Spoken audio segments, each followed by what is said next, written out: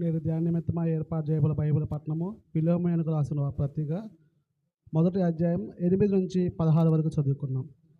కావున యుక్తమైన దాన్ని గూర్చి నీకు ఆజ్ఞాపించుటకు క్రీస్తునందు నాకు బహుధైర్యం కలిగి ఉన్నను వృద్ధులను. ఇప్పుడు క్రీస్తు యేసు ఖైదునై ఉన్నాను.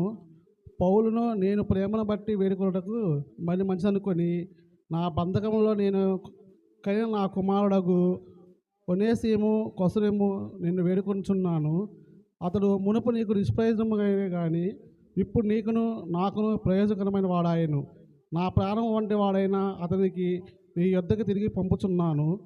నేను సువార్త కొరకు బంధకములో ఉండగా నీకు ప్రతిగా అతడు నాకు పరిచారము చేయు నిమిత్తము నా యొద్దకు అతన్ని నిలుచుకొనవలనని ఉంటుంది. కానీ ఈ ఉపకారము బలవంతము చేసినట్టు గాక స్వేచ్ఛాపూర్వకమైనదిగా ఉండవలనని నీ సమ్మతి లేక ఏమీ చేయుటకు నాకు ఇష్టం లేదు.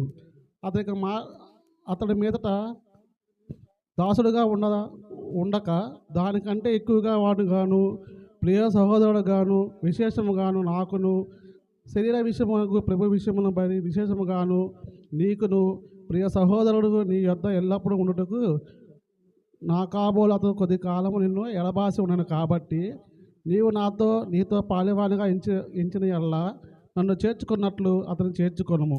దేవుడు పరిశుద్ధ వాక్యమును